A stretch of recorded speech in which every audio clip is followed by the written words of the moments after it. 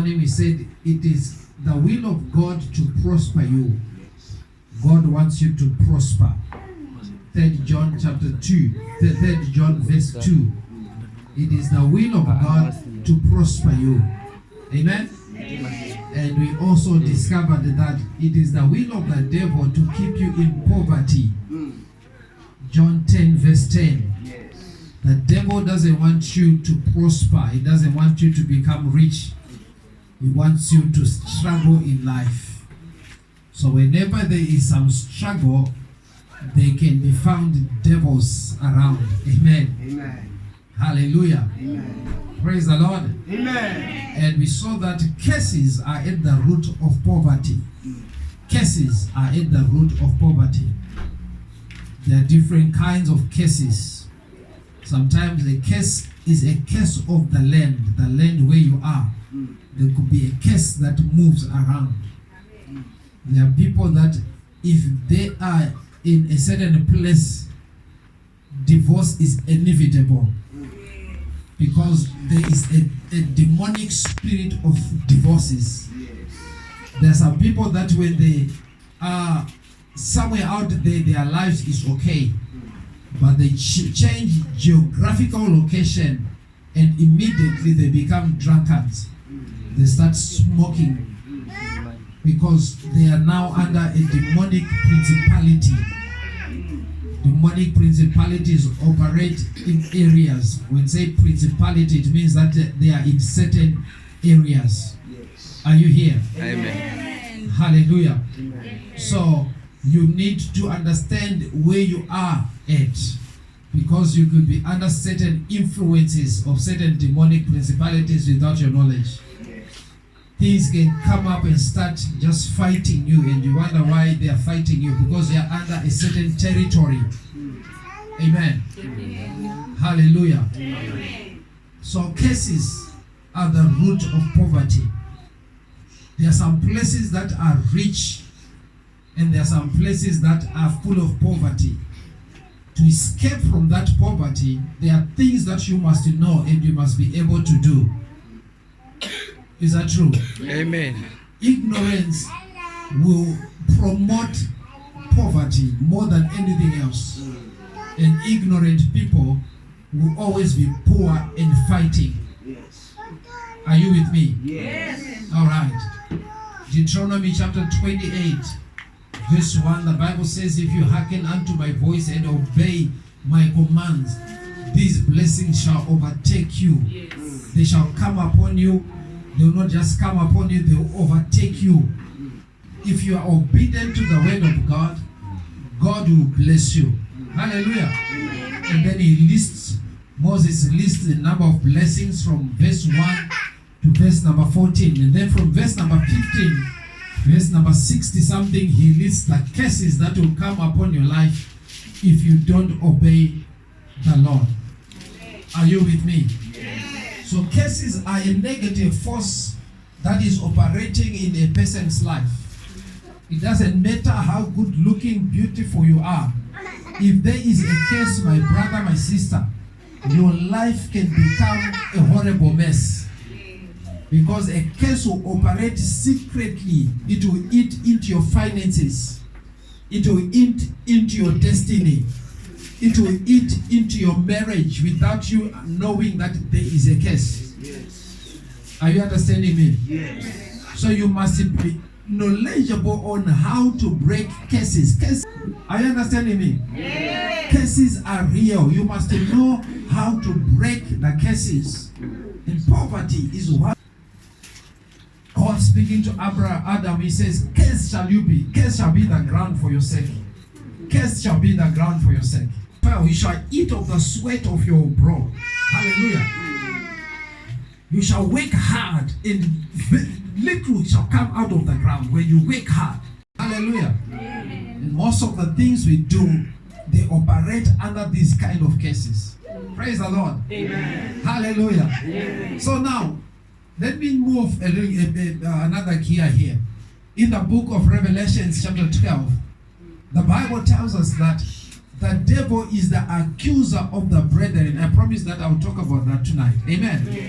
He is the what? The accuser of the brethren. The highest function of the devil is to accuse you. That's his highest function. Whenever the devil is in agreement with you, it means that he has already captured you. You are his when he's agreeing with you. The moment that he starts to bring accusations before God concerning your life, that is when you must know that you are in the will of God. That is when you must know that you are doing something that is good. Let us read Revelation chapter 12, and the great dragon, verse number 9, was cast out, that old serpent called the devil and Satan, which deceives the whole world. He was cast out into the earth, and his angels were cast out with him. And I heard a loud voice saying in heaven, now is come, number one, salvation, number two, strength, and the kingdom of our God and the power of his Christ. For the accuser of our brethren is cast down, which accused them before our God day and night. So the number one function of the devil is to accuse, to bring accusations before God. He brings accusations before God. He looks into your life, and then he brings those accusations before God, and he says, God, this man is like this. This woman is like this. Hallelujah. Amen. We see that in the book of Job chapter 1. Amen? Amen. Job chapter 1 verse 6 to verse number 12. The Bible tells us that, and the sons of God and the angels of God were surrounding God. And God looked and saw the devil and says, devil, where are you coming from? Where are you coming from? He says, I have been going up and down the whole earth. Amen. I am going up and down the whole earth. Why does he go up and down the whole earth? Because he is gathering evidence. Someone say evidence. Evidence. He's gathering evidence against the people of God. Because you cannot accuse someone without evidence. There must be evidence. Yes. Evidence that whatever you are accusing, you are saying about this person is correct and it is true. So the job of the devil is to go and gather evidence. He goes up and down the whole earth. And in Revelation says he accuses the brethren when? Day and what? Night. Hallelujah. Amen. I want to teach you, I want you to understand properly the functioning of the heavens. Because the heavens function in a way that sometimes you don't understand. Then you are crying, oh, why are my things not moving? Why are things not moving? Because the devil has gathered evidence against you, my brother. That day he gathers evidence and he brings it in Ephesians. The Bible says, calls it the evil day. The evil day. Hallelujah. There is a day that evil will just be on you. Evil. It will come against you and fight your life. Because evidence has been gathered against you. And now it has been brought before God. Hallelujah. Are you understanding me? Yes. Heavens operate like a court. Someone say a court. A court. There is a court. God is called the judge. In the Bible, throughout the Bible, we find that God is a judge. Hallelujah. He is a what? A judge. He sits on the throne. He hears cases and he judges. Today I want to give you bones. Someone say bones. Bones. Hallelujah. Bones. Someone say bones. Bones. Not milk, bones. Hallelujah. Amen. So I need people that really have understanding of what I'm talking about. Hallelujah. Amen. I don't want to be jumping up and down. I want to give you real meat so that you can grow. So that you can grow. Amen. Amen. Amen. Amen. So God sits on the throne as the judge. Hebrews chapter 4, I believe in verse 16 says, let us now come before the throne of God. Hallelujah. Why must we come? So that we may obtain mercy and find help for us in our time of need. I can talk about mercy. I can talk about grace. Hallelujah. Amen. That is the function of God. But when we go before God, God is a judge. He sits there and he gives verdicts, judgments. Hallelujah. Amen. He gives what? Verdicts and judgments. But what is happening in the courts? Who else is in the court? We discover that the devil is one of the people or the things that he operates in the courts of heaven. Zechariah chapter 3. from verse number 1 to verse number 7. The Bible says, now Joshua the high priest was standing before God. Hallelujah. And the devil was at his right hand, accusing Joshua the high priest. The Bible says he was wearing dirty clothes. The priest, the pastor, was wearing dirty clothes. And the devil was accusing and saying, Joshua cannot be a priest, cannot represent God, cannot represent the church of God, cannot represent the people of God. Bringing accusations before God. Are you with me? Yes. Are you understanding my preaching? Amen. Hallelujah. Amen. And then the Bible says, and the angel of the Lord says, God rebukes you, devil. God rebukes you, devil. Hallelujah. And they said, take away the clothes that are dirty from him. Put on nice clothes, clean clothes. And God transformed Joshua the high priest. So already I've given you 2 references where God will stand and the devil will come and accuse. Job chapter 1, he's accusing Job. Does not Job like you because of the things, the blessings that you give him? It's an accusation. Hallelujah. The devil went and says, God, Job just loves you because you protect him. Not because he loves you, but because you protect him. It's an accusation. Hallelujah. And God says, no, he doesn't like me because of things. Hallelujah. And he went on, and you know the story of Job.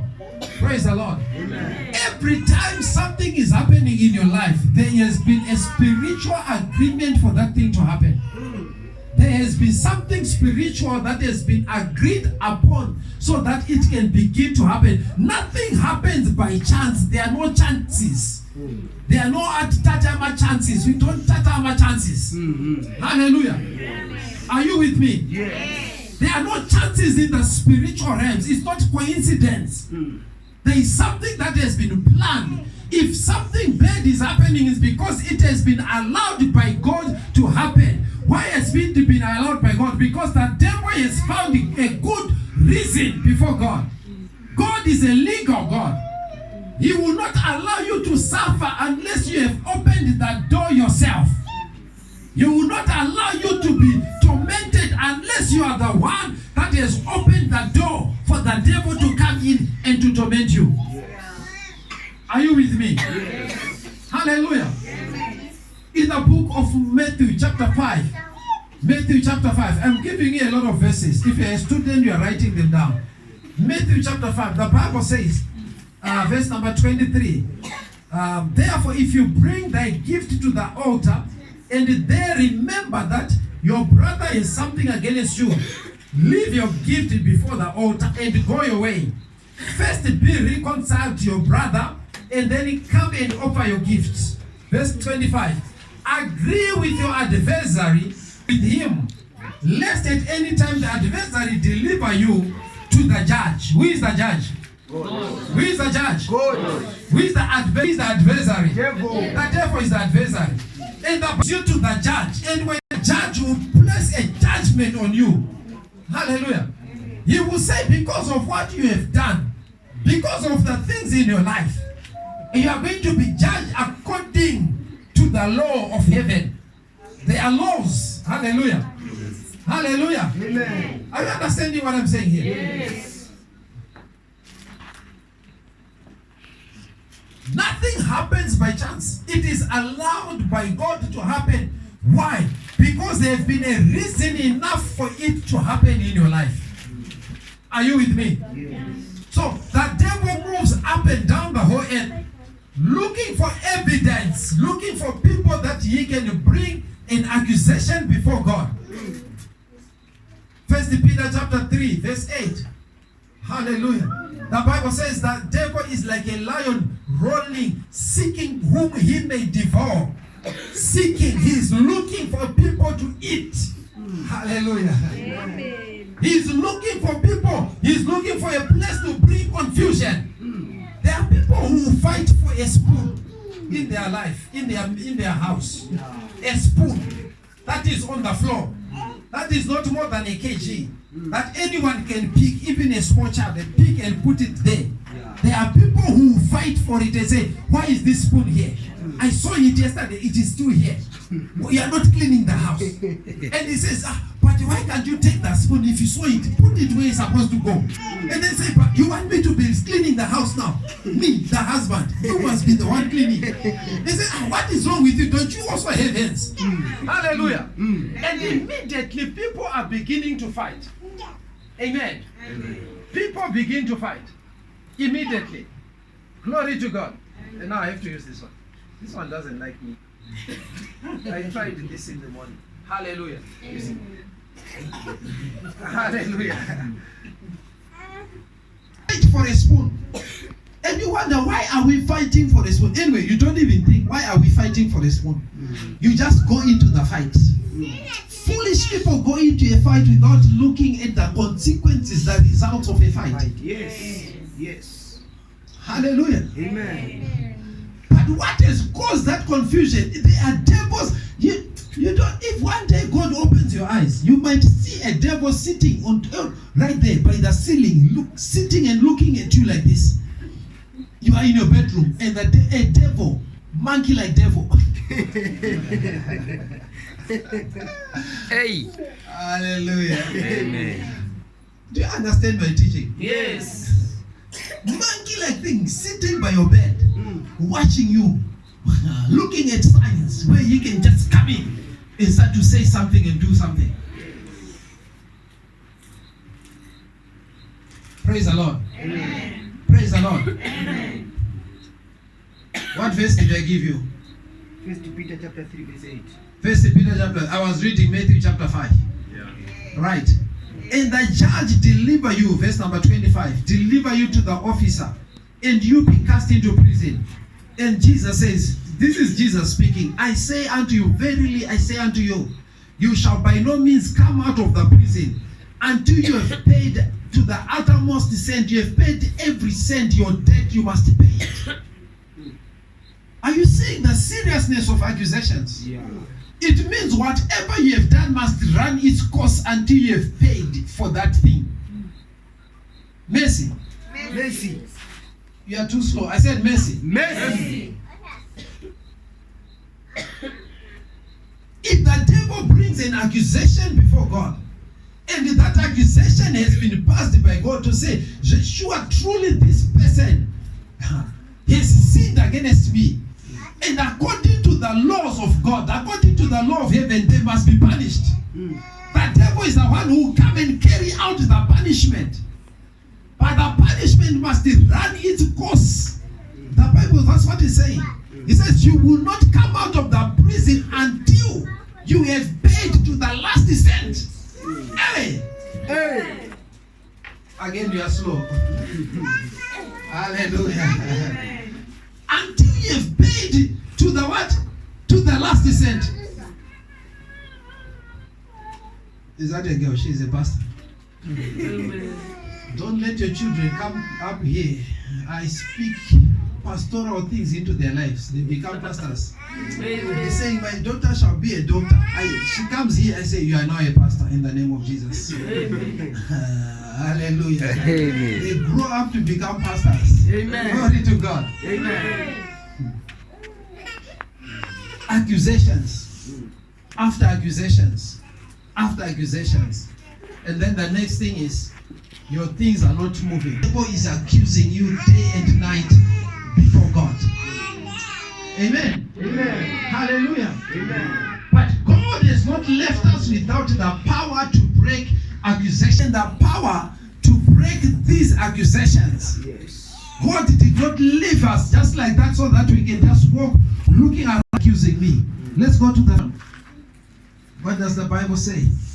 My Bible says, my little children, these things remain. Amen. And if any man sin, we have an advocate.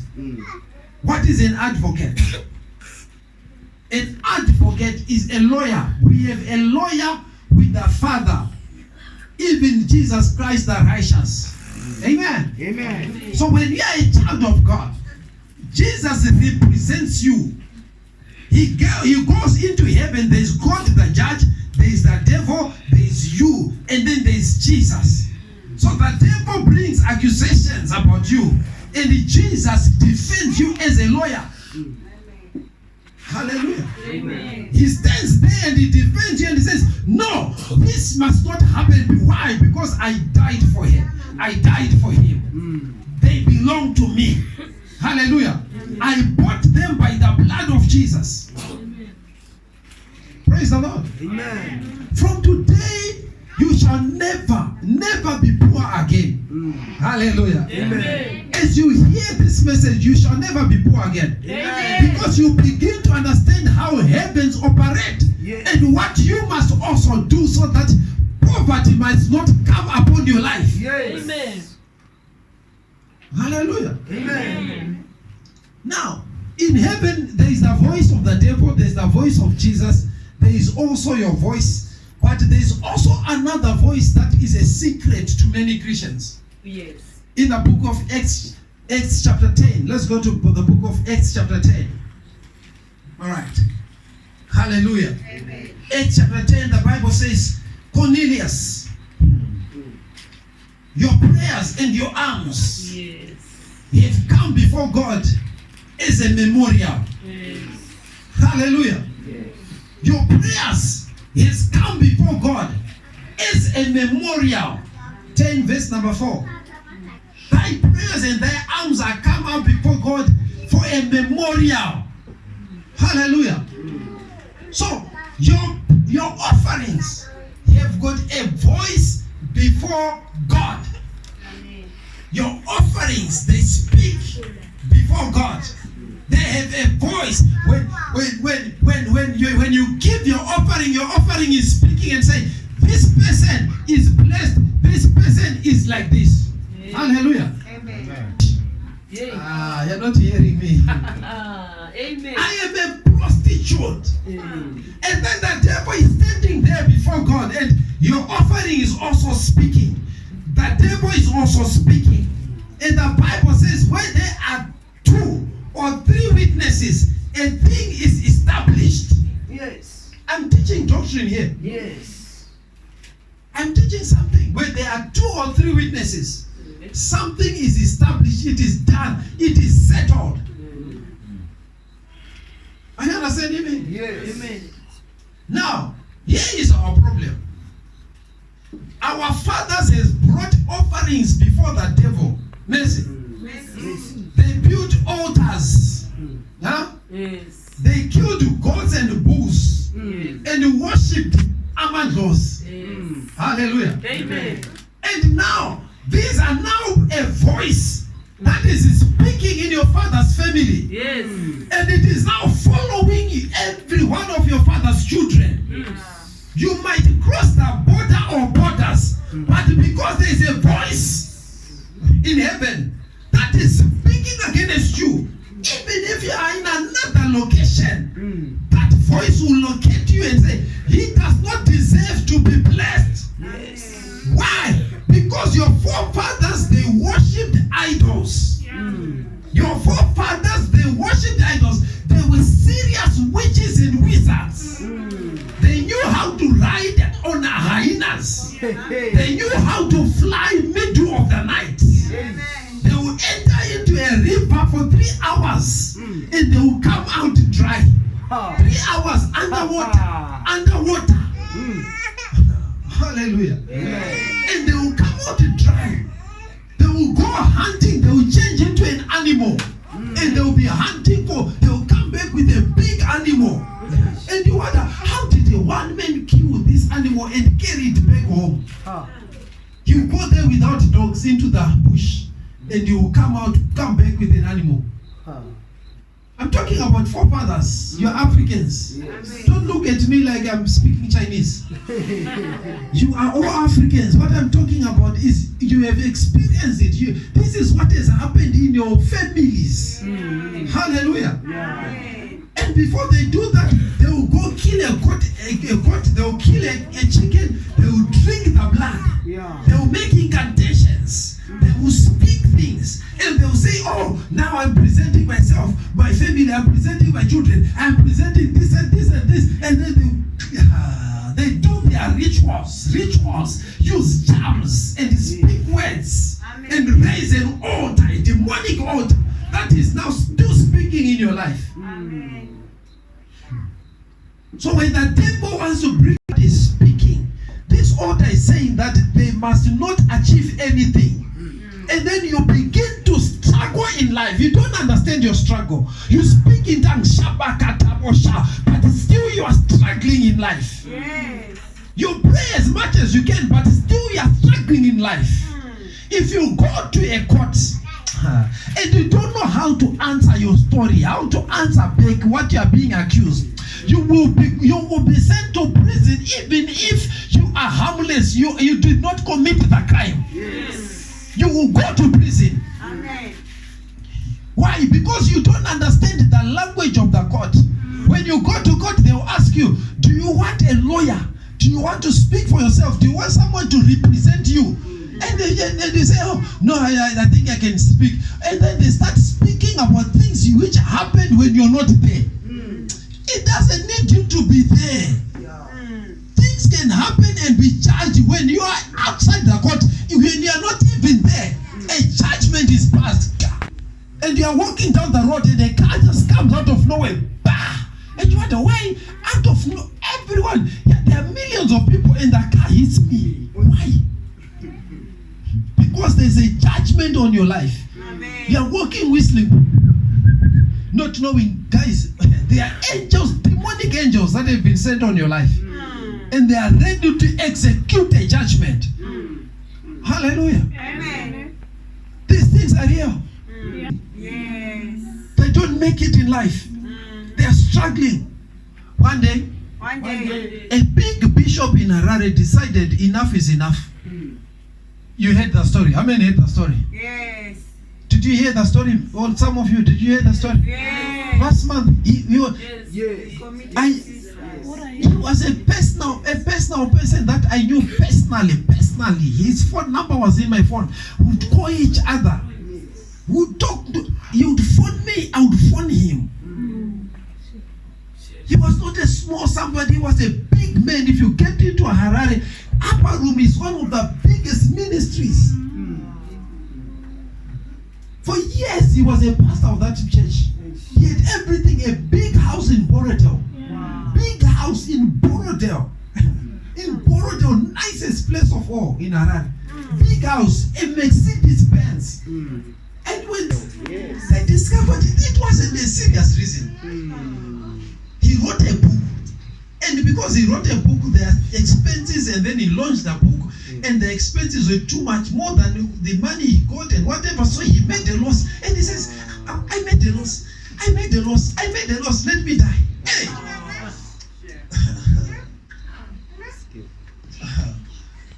Are you hearing what I'm saying? Yes. It's a serious thing I'm talking about. Oh. Why did he jump? Because then they were saying his grandfather climbed a very tall gum tree.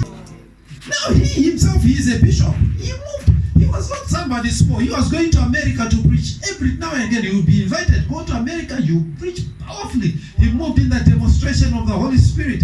He talked about the anointing. His book was about the anointing. He talked about the anointing a lot.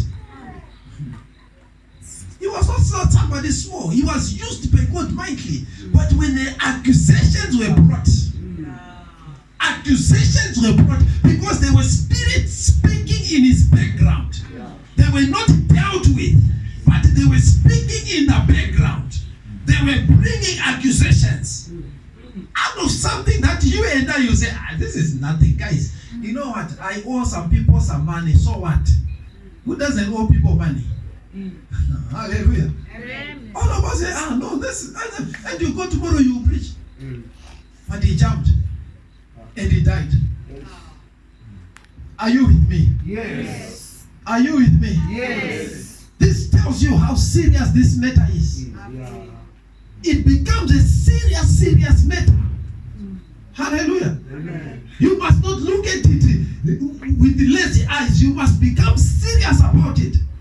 And say, enough is enough. Yes. I'm a child of God. I am bought by the blood of Jesus. The word of God you don't enforce. It will never work in your life. You must enforce it to say, This is where I am. This is what I believe. This is what I stand for. I refuse anything else in the name of Jesus. Amen.